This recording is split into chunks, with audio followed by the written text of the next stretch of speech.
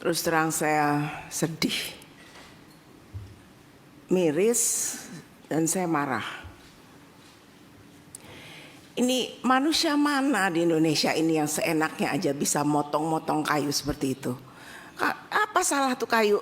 Dia bikin salah tuh pohon tuh apa? Dia bikin begitu banyak kebaikan buat manusia.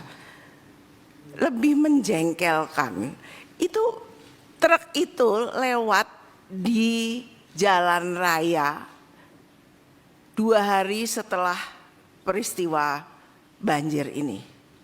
Dan dengan kemajuan teknologi, truk itu lewat di depan hidung kita. Sungguh menyakitkan, Pak Menteri. Ini suatu, kalau orang Jawa bilang ngece. Apa ngece?